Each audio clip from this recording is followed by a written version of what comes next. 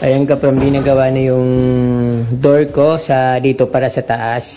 Ayan, yun na lang kulang dito sa taas.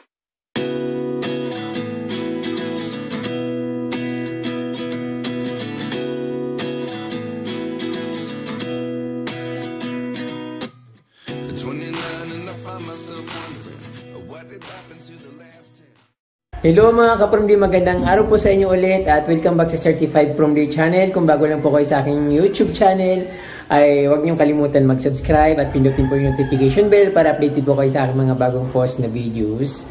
At ayun yung ka-From D, nakikita niyo sa aking likuran, ayan mayroon na akong stairs pataas at syempre malapit nang matapos at nakaka-good vibes.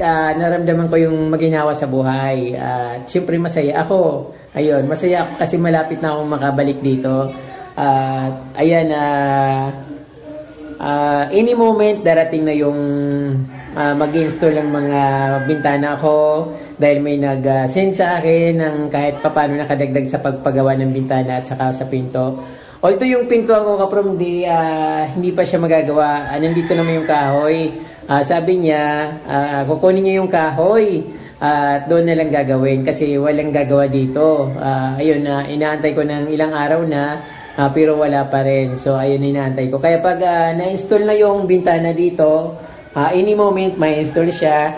Then ayun, pwede na umuwi dito. Isasarado ko na lang itong yung pintuan sa harap. Papakuan ko na lang ng yero tapos dito sa likod. So ayan, dalawang pinto dito sa aking bahay.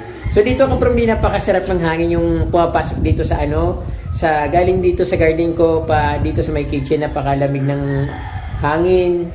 Hindi naman siya actually na malamig, mapresko. Kaya dahil nasa loob na ako ng bahay ko at malayo naman sa bubong, mataas masyado yung bubong, mapresko yung dating dito. Kaya every time na sumasapit yung tanghali, pupunta dito yung kapatid ko, yung nanay ko para magpalamig kasi napakainit ngayon panahon ka-From D. So, ngayon ka-From D, papakita ko na sa inyo yung bahay ko, kung ano yung nabago, kung ano nadagdag sa aking bahay. Tara, pa-share tayo sa aking mini mansion.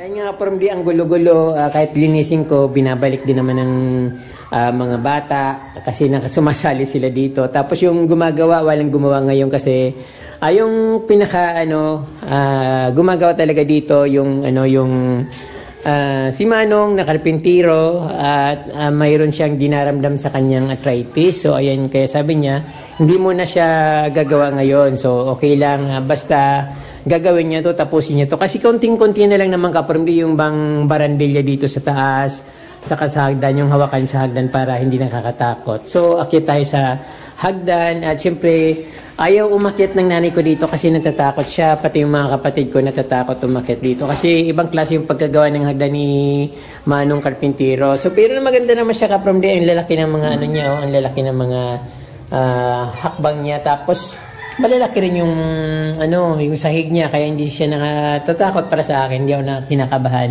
Although yung kasi dito ka-From D, yung hagdan dito, ayun tingnan nyo.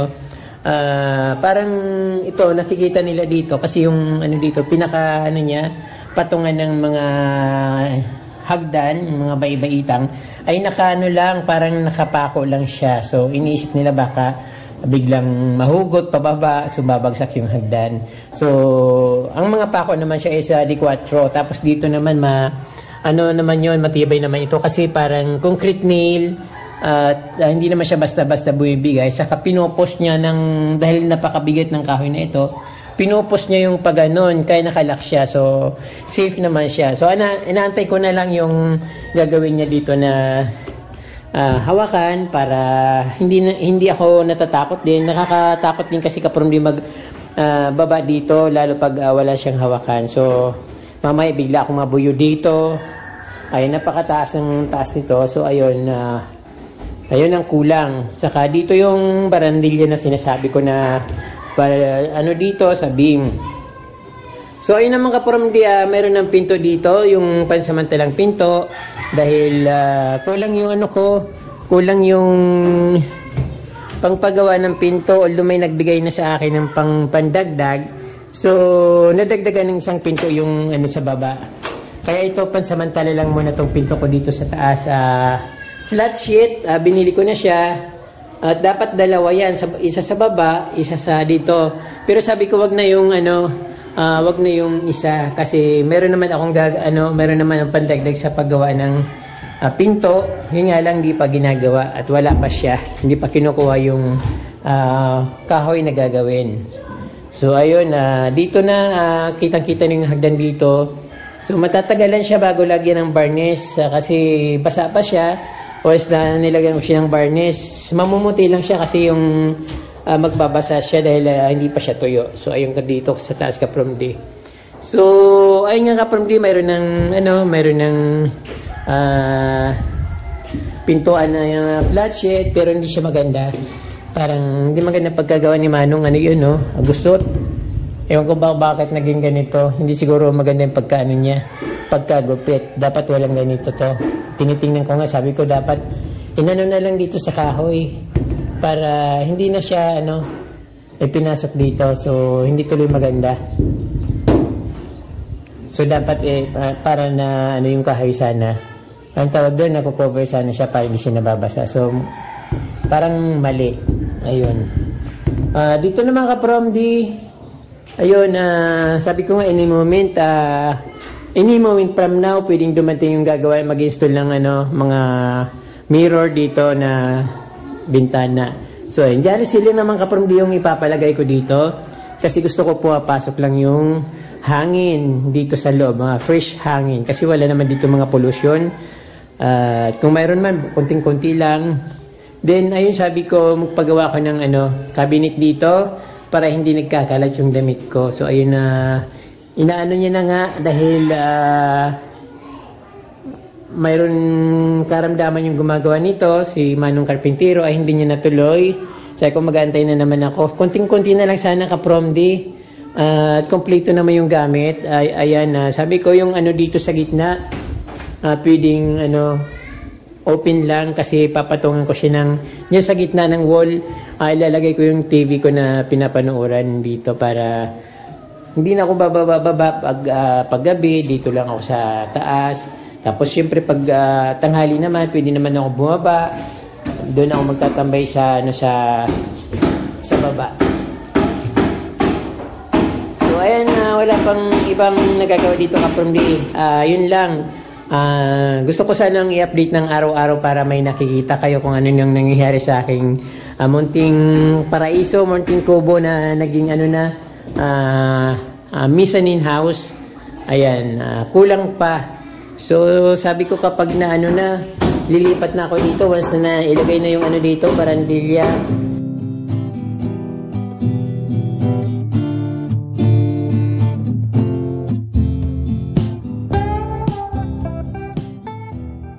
Sa kusina na lang muna ako dadaan pagpapasok ako para at least nakalipat na ako at unti-unti ko nang malinis ito. So ayun kapromdi, ayun, tingnan nga natin yung garden dito sa labas. So ayan, unti-unti ko na rin ginagawa yung garden ko sa baba at inalis ko na yung mga naghambalang na kahoy pero may naiwan pa rin, hindi pa rin siya naubos. Pero yung dito sa yan, inaayos ko na. Nilalagyan ko ng mga sako yung ilalim ng white stones para just in case na umulan hindi siya mapuputikan at ginunting-gunting ko yung ilalim ng yung sako para pag yung yung tubig diretso lang sa ilalim. So malapit na kapromdi. So excited ako talagang lumipat dito.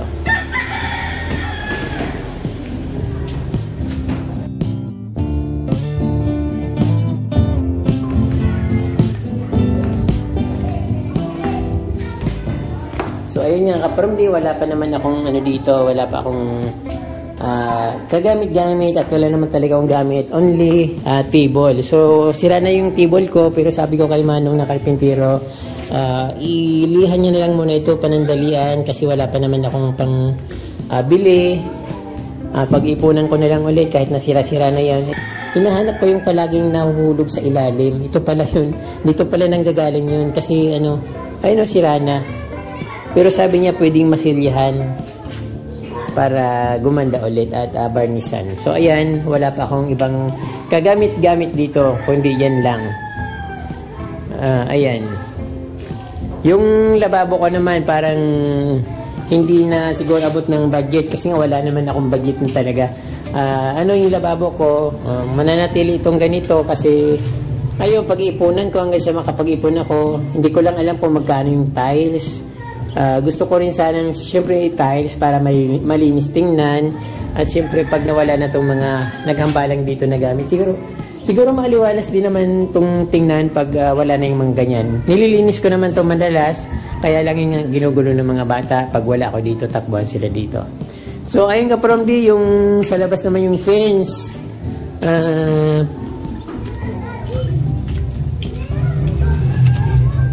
So ayun, meron akong fence dito sa labas. Hindi pa siya natutuloy dahil kinulang ng siminto. So ayun, kaya tumigil yung mga manggagawa.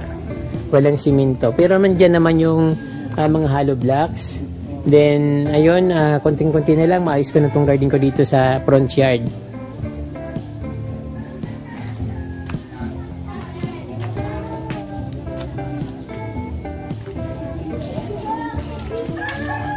So ayun, dito dahil hindi pa nakukuha yung gagawin na pinto at siyempre matagal yun, hindi lang 1 week yun. Siguro papakuhaan ko lang muna dito ng yero. Ayan. Tapos para kahit paano safe na yung pwede na ako lumipat. At dito nga sabi ko, dito muna ako dadaan sa maliit na pinto dito sa kusina. So ayan, dito naman yung garden ko. Ayan, inaayos ko na nga yung apakan ko, landscape ko para konti na lang gagawin ko. Ayun, medyo natutuyo na yung mga halaman ko kaprom di kasi yun nga, sobrang init ngayon. Summer ngayon. Pero akala ko kanina uulan kasi madilim yung yung kalangitan, pero hindi pala. Sana mamayang gabi umulan para madiligan yung mga halaman ko dito. So ayun, dito kaprom di maayos na naman. Lalagyan ko na lang ng white stones para maging magandang tingnan. At ayun nga, sinisimulan ko ng lagyan ng white stones para maayos tingnan. So ayun po mga kaprom di, nakita nyo po yung aking munting bahay dito sa Barangay Gubat dito sa Laguna, Camarines Sur. At masaya ako dahil kahit paano nakikita ko ng improvement ng bahay ko. At maraming po salamat sa inyong panonood at huwag niyong kalimutan mag-subscribe at pindutin po yung notification bell para updated po kayo sa aking mga bagong post na videos. Diyos mabalos, in muchas gracias.